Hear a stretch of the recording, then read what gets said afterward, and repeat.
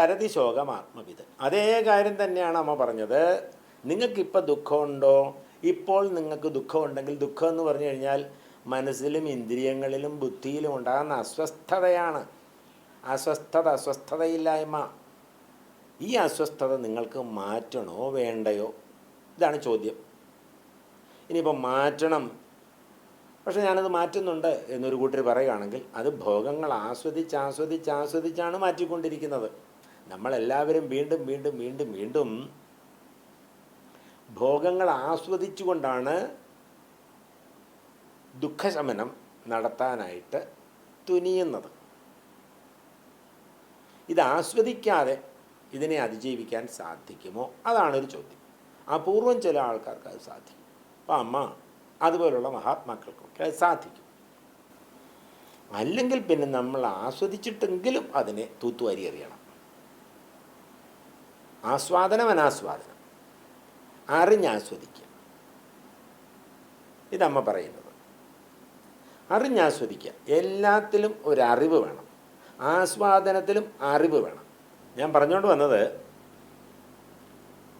ആസ്വദിക്കാതെ ഇരിക്കുക എന്നുള്ളൊരവസ്ഥയുണ്ട്.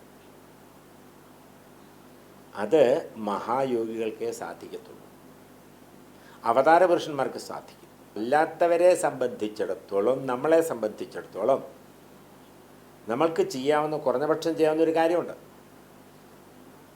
അതായത് അറിയാനായിട്ട് മാത്രം ആസ്വദിക്കാം. അല്ലാതെ ആ ആസ്വാദനം വീണ്ടും വീണ്ടും എരുതിയിൽ എണ്ണയൊഴിക്കുന്നത് പോലെ ആവരുതെന്നാണ് അമ്മ പറയുന്നത്. വാസ്തവത്തിൽ അറിവിൻ്റെ ഉദ്ദേശം അതാണ്, അറിഞ്ഞു തള്ളുക. ഈ അറിഞ്ഞു തള്ളുക എന്നുള്ള ഒരു കോൺസെപ്റ്റിലാണ് വാസ്തവത്തിൽ ബ്രഹ്മചര്യം, ഗാർഹസ്ഥ്യം, വാനപ്രസ്ഥം, സന്യാസം വന്നത്. അതുകൊണ്ട് തന്നെയാണ് ഞാൻ നേരത്തെ പറഞ്ഞത്, ഒരു പ്രായത്തിന് ശേഷം നമ്മൾ ഒന്നുകിൽ സൂക്ഷ്മമായ എന്തെങ്കിലും കർമ്മങ്ങളിലേക്ക് പോകണം, പഴയതുപോലെ ആസ്വദിക്കാൻ നിൽക്കാതിരിക്കുക. പണ്ട് ലളിതഗാനങ്ങൾ പാടിയെങ്കിൽ കുറച്ചുകൂടെ ശാസ്ത്രീയം പാടുക. പണ്ട് കമ്പ്യൂട്ടറിൽ മാത്രം വർക്ക് ചെയ്തെങ്കിൽ എഴുതുക, വായിക്കുക, നല്ല നല്ല സഞ്ചാരങ്ങൾ നടത്തുക, കുറേ ധാർമ്മിക പ്രവർത്തനങ്ങൾ നടത്തുക, ഹാംലെസ് ആയിട്ടുള്ള തമാശകൾ പറയുക. എന്തായാലും ജീവിതത്തിൽ മാറ്റം എല്ലാവരും ആഗ്രഹിക്കുന്നു. ആ മാറ്റം ഒരു പ്രായം കഴിഞ്ഞാൽ കുറച്ച് ക്രിയേറ്റീവ് ആക്കിയാൽ നല്ലത്. ക്രിയേറ്റീവ് ആക്കിയാൽ സംതൃപ്തി കൂടും, തീർച്ചയായിട്ടും സംതൃപ്തി കൂടും. ഇന്നത്തെ ആൾക്കാർക്ക് സംതൃപ്തി ഇല്ലാതാവുന്നതിൻ്റെ പ്രധാന പ്രശ്നം ഇത് തന്നെയാണ്. കാരണം താനൊന്നും നേടിയില്ല എന്നുള്ള ചിന്ത. എങ്ങനെ ചിന്ത വരാതിരിക്കും? ഈ ചിന്ത വരുന്നതിൻ്റെ അടിസ്ഥാന കാരണം താൻ ലോകത്തിനൊന്നും കൊടുത്തില്ല എന്നുള്ളതാണ്. വാസ്തവത്തിൽ കൊടുത്താലേ നേടും, കൊടുക്കാത്തവർക്ക് നേട്ടമില്ല. മഹാഗുരുക്കന്മാർക്ക് നേടാനും ഒന്നുമില്ല, നേടാത്തൊന്നുമില്ല എന്നൊക്കെ ശ്രീകൃഷ്ണനൊക്കെ പറയുന്നുണ്ട്. എന്താണ്? അവരെല്ലാം കൊടുത്തുകൊണ്ടേയിരിക്കുകയാണ്. ഇപ്പോൾ ശ്രീരാമശബ്ദം രാമശബ്ദമാണ്. രാമ എന്ന് പറയുമ്പോൾ തന്നെ വാസ്തവത്തിൽ അതിൻ്റെ ഒരു പ്രധാന അർത്ഥം രാതി. ഇത് രാമ, രാതി എന്നാണ്. കൊടുക്കുന്നവൻ, കൊടുത്തുകൊണ്ടേയിരിക്കുന്നവൻ, എടുക്കുന്നതേ ഇല്ല. അതാണ് ശ്രീരാമൻ. ശ്രീരാമൻ്റെ ജീവചരിത്രം മുഴുവൻ നമ്മൾ നോക്കിക്കഴിഞ്ഞാൽ കൊടുക്കൽ മാത്രമേ ഉള്ളൂ, എടുക്കലേ ഇല്ല. അമ്മ അത് തന്നെ ചെയ്തുകൊണ്ടിരിക്കുന്നത്. ഇവരെല്ലാം വലിയ ഗിവേഴ്സാണ്, കൊടുത്തുകൊണ്ടിരിക്കുന്ന ആൾക്കാരാണ്. നമുക്കെടുക്കാൻ മാത്രമേ അറിയാവൂ. അപ്പോൾ ഈ പറഞ്ഞതിൽ ഒന്ന് ആധ്യാത്മികതയും ഒന്ന് അനാധ്യാത്മികതയും. അതുകൊണ്ടാണ് ഞാൻ പറഞ്ഞത്, ആസ്വദിക്കുന്നത് കുറഞ്ഞപക്ഷം അറിയാൻ വേണ്ടിയെങ്കിലും ആയിരിക്കണം. ഇപ്പം നല്ലപോലെ ഒരു ചമ്മന്തി ഉണ്ടാക്കി, ആ ചമ്മന്തിക്കകത്ത് കുറേ മുളക് പൊടി അങ്ങ് ചേർത്തു. എന്താ, ഉപ്പ്, മുളക് പൊടി, തേങ്ങ എല്ലാം കൂടെ ചേർത്തിട്ട് നല്ലൊരു ചമ്മന്തി അങ്ങ് ഉണ്ടാക്കി. അതിനകത്ത് പരമാവധി മുളക് പൊടി ചേർത്തു. ഈ മുളക് പൊടി എന്നൊക്കെ പറയുന്ന സാധനം വാസ്തവത്തിൽ രുചിക്ക് കൊള്ളാം എന്നല്ലാതെ ഈ ചെറിയ ചെറിയ ചെറിയ പൊടികൾ, വളരെ ചെറിയ പൊടികളൊക്കെ കുടലിൽ പോയിരുന്നാൽ പിന്നെ അത് പോകത്തില്ല അവിടെ നിന്ന്. അത് അവസാനം എന്തെങ്കിലും എയിൽമെൻറ്റ്സ് ആയിട്ട്, മഹാരോഗങ്ങളായിട്ട് മാറുകയാണ് ചെയ്യുന്നത്. അതുവരെ കാത്തു നിൽക്കാതെ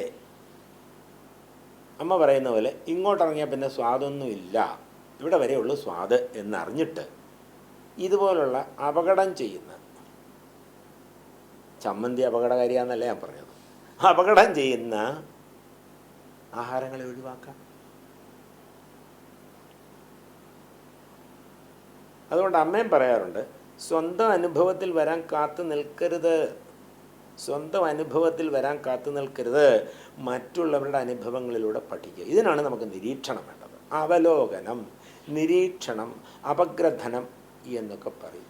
പ്രപഞ്ചം എന്തിനാണ് വാസ്തവത്തിൽ? പ്രപഞ്ചം ഒരു തരത്തിൽ പറയുമ്പോൾ നമുക്ക് ആസ്വദിക്കാനാണ്. കാരണം ഈശ്വരൻ തന്നെ തന്നെ വികസിപ്പിച്ചതാണ് പ്രപഞ്ചം.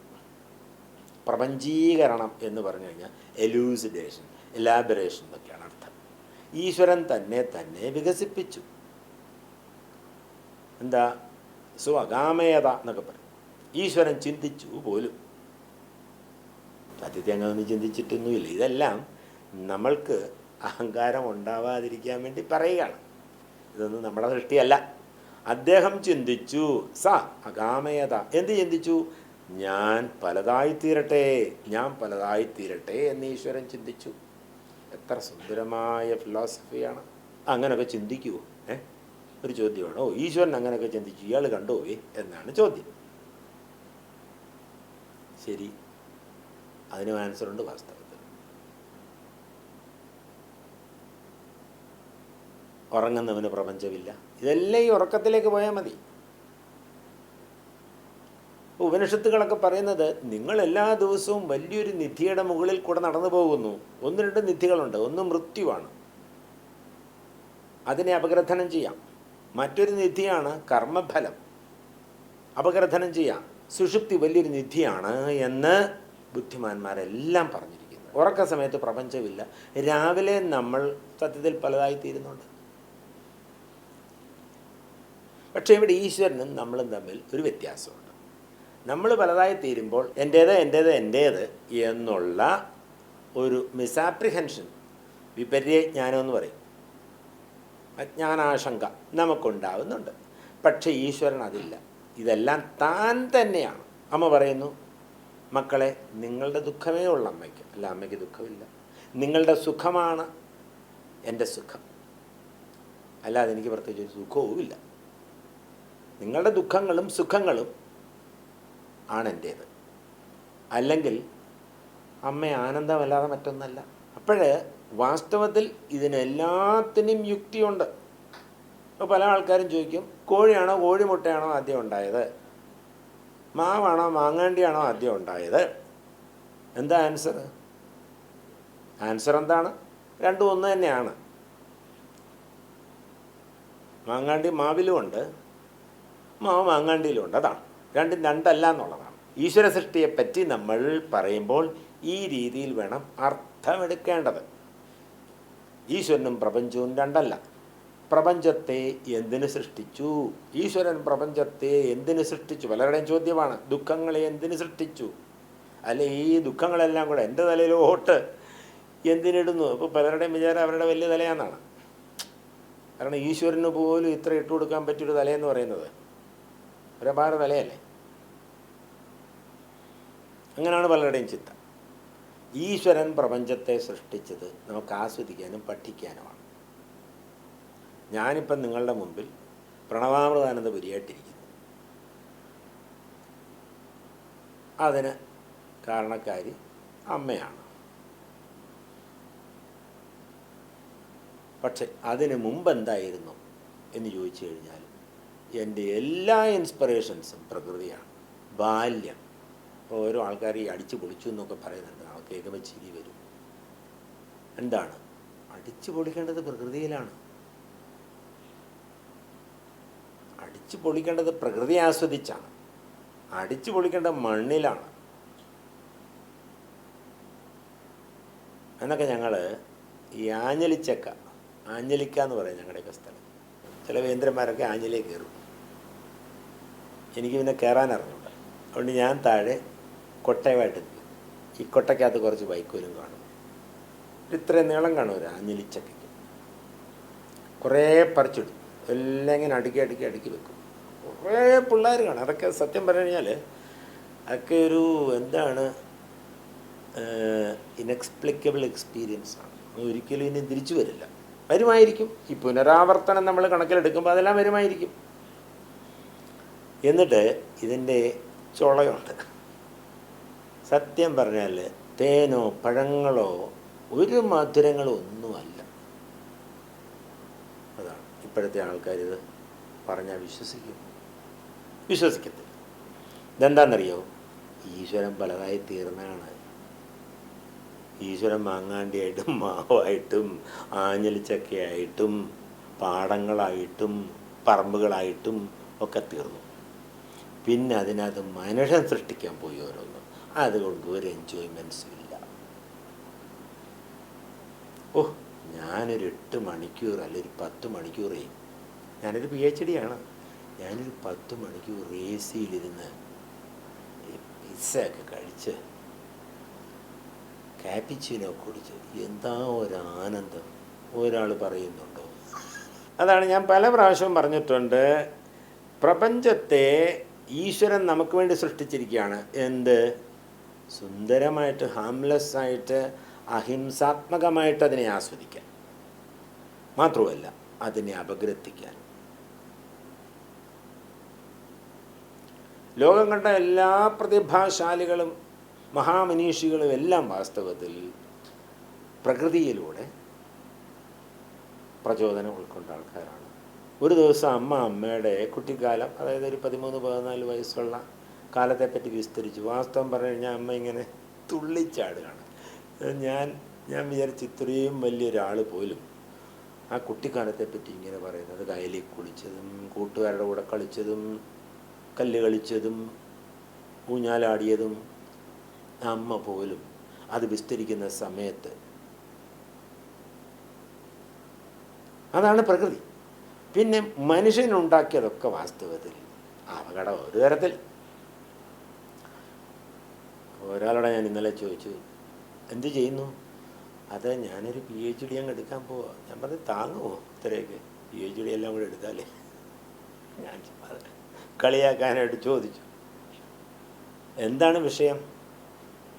അത് I think it's artificial intelligence. ഞാൻ പറഞ്ഞ്, ഇൻ്റലിജൻസ് എന്ന് പറയുമ്പോൾ തന്നെ ബുദ്ധിയാണ്. ബുദ്ധ, ജ്ഞാനെ, ജ്ഞാപനെ, അറിയിക്കുക.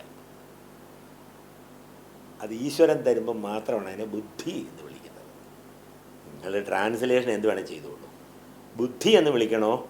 ബുദ്ധ, ബുദ്ധി, പ്രബുദ്ധ, അത് ഈശ്വരൻ തരുമ്പോൾ മാത്രമാണ്. നിങ്ങൾ ഡെവലപ്പ് ചെയ്യുന്നതിനെ ബുദ്ധി എന്നെങ്ങനെ വിളിക്കും? കാരണം നിങ്ങളുടെ ബുദ്ധി ഈശ്വരൻ തന്നിരിക്കുകയാണ്. അതും ഇതും എങ്ങനെ ഒന്നാകും? വെറുതെ ഞാൻ ചോദിച്ചാണ്. അതുകൊണ്ട് ഇതൊന്നും ചെയ്യണ്ടെന്ന് ഞാൻ പറയാമല്ല. എനിക്കൊരു ചിരി പൊട്ടി, അത്രയേ ഉള്ളൂ. അങ്ങനെ മനുഷ്യർക്ക് മൊത്തമായിട്ട് ഈ ആർട്ടിഫിഷ്യാലിറ്റിയാണ് ഇഷ്ടമായിട്ട് വരുന്നത്. വീണ്ടും ഞാൻ പഴയതിലേക്ക് വരാം. തരതിശോകം ആത്മവിധം, ഇതിൻ്റെ ഒരു പരിഭാഷ തന്നെയാണ് അമ്മ പറയുന്നത്. ജീവിച്ചിരിക്കുമ്പോൾ നിങ്ങൾക്ക് ദുഃഖിക്കണോ സുഖിക്കണോ നിങ്ങൾക്ക് തിരഞ്ഞെടുക്കാം. പക്ഷേ ജീവിച്ചിരിക്കുമ്പോൾ നിങ്ങൾക്ക് പൂർണ്ണമായിട്ട് സുഖിക്കണം എന്നുണ്ടെങ്കിൽ സംസാര സാഗരത്തെ അതിജീവിക്കണം. അത് അതിജീവിക്കാനൊക്കെ വളരെ അപൂർവം ആൾക്കാർക്കേ പറ്റത്തുള്ളൂ. പണ്ടൊരു നിത്യാനന്ദ സ്വാമി ഉണ്ടായിരുന്നു ബോംബെയിൽ. അദ്ദേഹം വലിയ വലിയ വലിയ ആളായിരുന്നു. നല്ല വയറൊക്കെ ഉണ്ടായിരുന്നു. കൗവിനെ മാത്രമേ എടുക്കത്തുള്ളൂ. ഞാൻ ബോംബെയിലൊരു വീട്ടിൽ ചെന്നപ്പോൾ ഒരു ഫോട്ടോ, അപൂർവമായൊരു ഫോട്ടോ കണ്ടു. ഇത് വേണമെങ്കിൽ അന്ധവിശ്വാസമാണെന്ന് പറയാം. നിത്യാനന്ദ സ്വാമി ഇങ്ങനെ ഇരിക്കുന്നു. മുമ്പിൽ ഒരു രാജവെമ്പാലയാണ്, കിങ് കോബ്ര. അതിങ്ങനെ നോക്കിയിട്ട് നിൽക്കുന്നു. ഈ കിങ് കോബ്ര എന്ന് പറയുമ്പോൾ ഒരു 6 അടിയൊക്കെ പൊക്കത്തിൽ നിൽക്കാൻ പറ്റിയ ഒരു പാമ്പാണ്. അതിൻ്റെ കോപ്പി എടുക്കാൻ എനിക്ക് പറ്റിയില്ല. ഇതിടയ്ക്കിടയ്ക്ക് ഇദ്ദേഹത്തിനെ കാണാൻ വരുമായിരുന്നു പോലും. അങ്ങനെ എന്തെല്ലാം കാര്യങ്ങൾ അദ്ദേഹത്തെ പറ്റി തന്നെ പറയുന്നുണ്ട്. ഇദ്ദേഹം വലിയൊരു ആശ്രമമെല്ലാം കിട്ടിയപ്പോൾ പലർക്കും സംശയം വന്നു, ഇതിനുള്ള പണമൊക്കെ എവിടെ നിന്ന്, ആര് പണം കൊടുക്കുന്നു, എന്നാൽ പിന്നെ ഒരു അന്വേഷണം നടത്തിയാലോ എന്നായി. അന്വേഷിക്കേണ്ട ആൾക്കാർ, പോലീസുകാർ, ഓഫീസേഴ്സ് എല്ലാം വന്നു. അപ്പോൾ ഇദ്ദേഹം അധികം സംസാരിക്കത്തൊന്നുമില്ല. അടുത്തൊരു ചെറിയ തടാകം ഉണ്ടായിരുന്നു പോലും, ചെറുതോ വലുതോ ഒരു തടാകം, അതിൽ മുതലകളുണ്ടായിരുന്നു. എന്താ അറിയേണ്ടത് എന്ന് ഹിന്ദിയിൽ എന്താ ചോദിച്ചു. അല്ല, ഈ പണത്തിൻ്റെയൊക്കെ സോഴ്സ് സ്വാമിയുടെ. അപ്പോൾ ഇദ്ദേഹം കൗബിനെ മാത്രം കൊടുത്തിരിക്കുകയാണ്. ഓ അതാണോ, നേരെ തടാകത്തിൽ ചാടി. മുതലകളുടെയൊക്കെ വായിന്ന് ലക്ഷക്കണക്കിന് പണം എടുത്തിട്ട് കൊണ്ടിട്ട് കൊടുത്തു പോലും.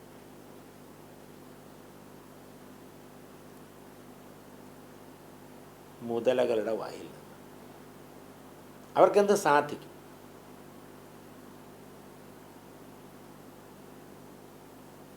പ്രപഞ്ചം മുഴുവൻ അവർ പറയുന്ന പോലെ അനുസരിക്കും.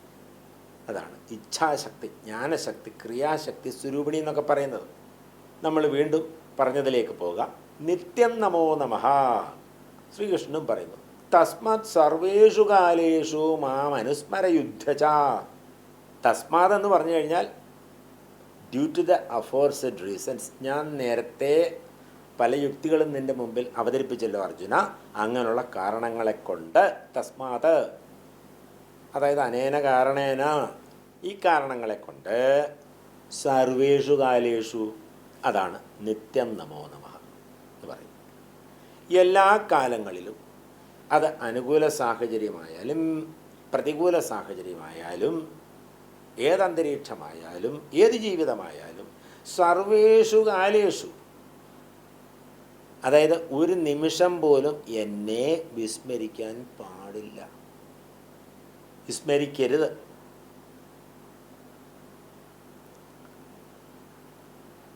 തസ്മാത് സർവേഷു കാലേഷു മാമനുസ്മര. മാമനുസ്മര എന്ന് പറയുമ്പം എന്തുകൊണ്ട് മാമനുസ്മര എന്ന് പറയുന്നത്? എന്നെ അനുസ്മരിക്കൂ, എന്നെ അനുസ്മരിക്കൂ എന്നാ പറയുന്നത്. സ്മരണം മാത്രമല്ല, അനുസ്മരണമാണ്. അനുസ്മരണം എന്ന് പറഞ്ഞു കഴിഞ്ഞാൽ ഒരു ഇൻസെസൻറ്റ് ഫ്ലോ ഓഫ് തോട്ട്സ്, കൺസിസ്റ്റൻ്റാണ്. രണ്ടാമതൊരു സ്മരണമില്ല. അനുസ്മരണത്തിൽ മറ്റ് സ്മരണങ്ങളില്ല.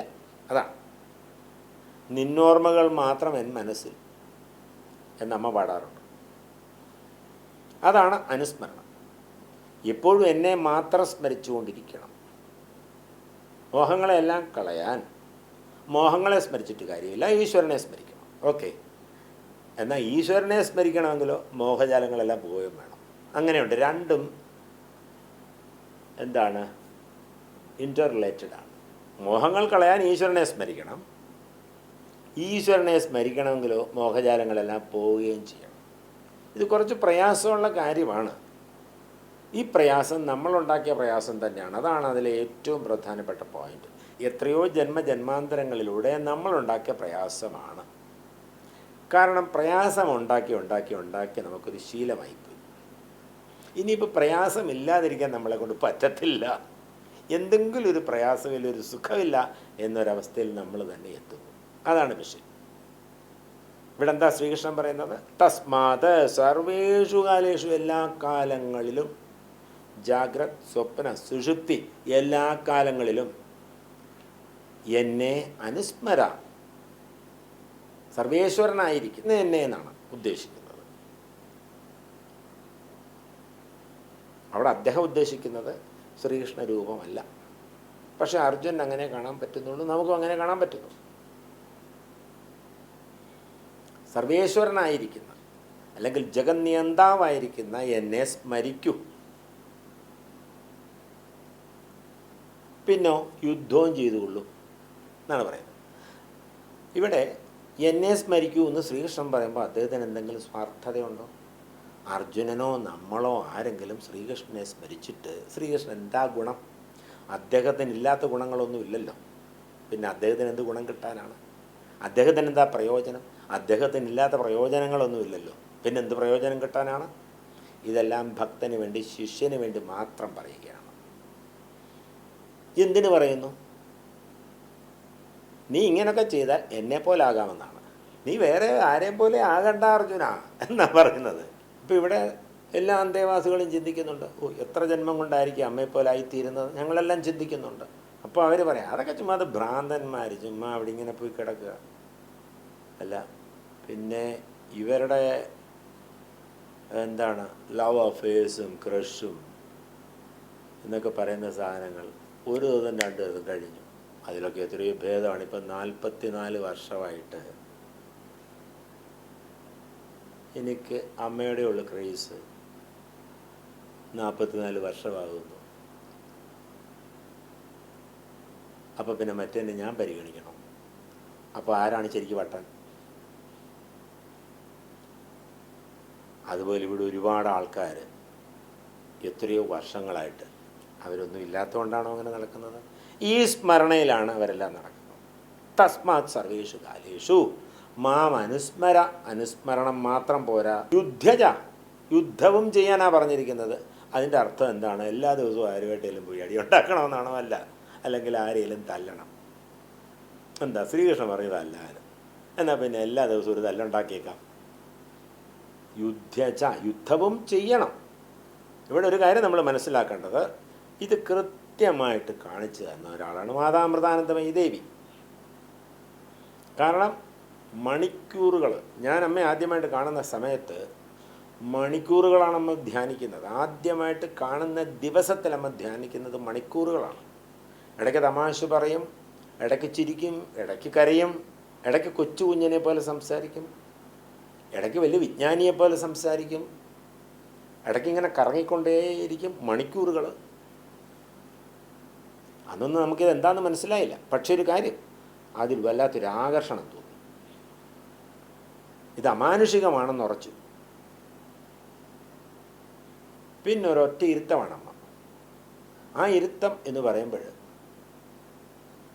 ഈ കണ്ണിൻ്റെ കറുപ്പ് കാണാനേ പറ്റില്ല. ആ വെളുത്ത ഭാഗം മാത്രമേ കാണത്തുള്ളൂ.